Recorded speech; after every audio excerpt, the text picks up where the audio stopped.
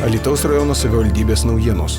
Studijoje prie mikrofono Liudas Ramanauskas. Nuo rugpjūčio 14 iki 22 dienos Pivašiūnai taps vienu svarbiausių piligrimystės centrų Lietuvoje. Čia vyks Švenčiausios mergelės Marijos ėmimo į dangų arba žolinės atlaidai. Šių metų iškilmės yra ypatingos. Rugpjūčio 15 pagrindinė atlaidų diena bus minimas ir Kaišiadorių vyskupijos 100 metų jubiliejus. Pivašiūnai nuo seno garsėja stebuklingų laikomų Dievo motinos su kūdikiu paveikslu. Dar 1988 metais jis buvo vainikuotas popiežiaus Jono Pauliaus II palaimintomis karūnomis, o paveikslui suteiktas nuliūdusiųjų paguodos titulas. Atlaidai prasidės rugpjūčio 14 vakarą, jaunimo vakaru ir iškilmingomis šventomis mišiomis. Didžiausias tikinčiųjų susibūrimas laukiamas žolinės dieną, rugpjūčio 15. Vidurdienį Pivašiūnų bažnyčios šventorijoje bus aukojamos iškilmingos šventosios mišios, kuriuose giedos jungtinis Kaišiadorių vyskupijos parapijų choras, gros Lietuvos didžiosios kunigaikštienės Birutės ulonų bataliono orkestras, o pamaldose dalyvaus kelių dekanatų kunigai. Šias mišias tiesiogiai transliuos LRT televizija. Tačiau atlaidai nesibaigs žolinė. Kiekvieną savaitės dieną bus skirta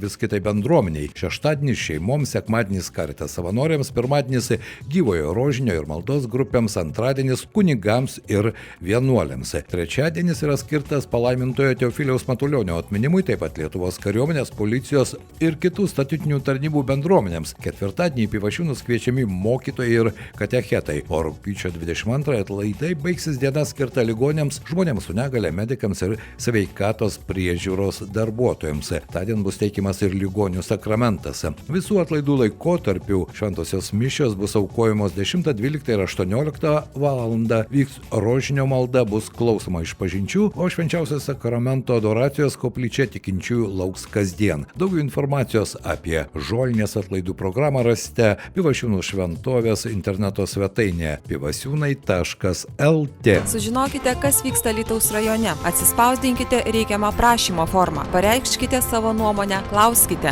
www.arsa.lt.